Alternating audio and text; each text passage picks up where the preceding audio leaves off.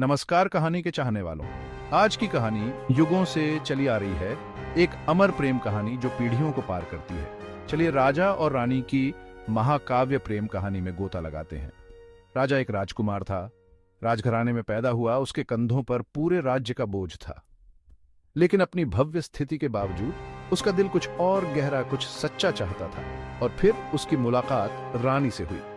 रानी किसी कुलीन खून की नहीं थी। वह एक साधारण गांव की लड़की थी जो अपनी दया और सुंदरता के लिए जानी जाती थी। उसकी हंसी संगीत की तरह थी, उसकी मुस्कान सनशाइन की तरह।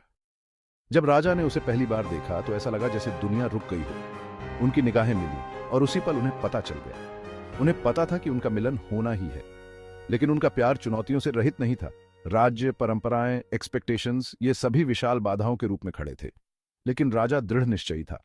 उसने सब कुछ जोखिम में डाल दिया, अपना पद, अपना धन, यहां तक कि अपना जीवन भी। वह अपने परिवार की इच्छाओं और अपने देश के कानूनों के खिलाफ गया, सब रानी के प्यार के लिए। उनकी प्रेम कहानी महल के गलियारों में फुसफुसाई जाती थी और ग्रामीणों द्वारा सड़कों पर गाई जाती थी। यह आशा का दीपक बन गया, जो दर्शाता है कि सच्चा प्यार कोई सीमा नहीं जानता।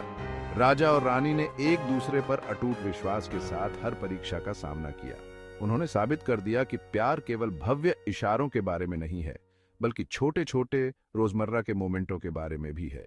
चोरी छिपे नजरें, गुप्त मुलाकातें, अंधेरे में फुसफुसाए गए प्रॉमिसेस।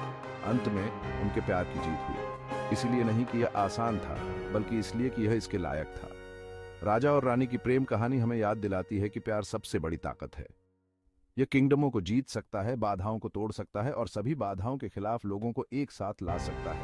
तो अगली बार जब आप कोई प्रेम कहानी सुने तो राजा और रानी को याद करें। याद रखें कि प्यार कालातीत, स्थायी और हमेशा लड़ने लायक होता है। सुनने के लिए वेल्थ्यवाद। कहानी के शौकीनों, दिल को छूने वाली और आत्मा को झकझोर देने वाली और कहानियों के लिए बने रहें।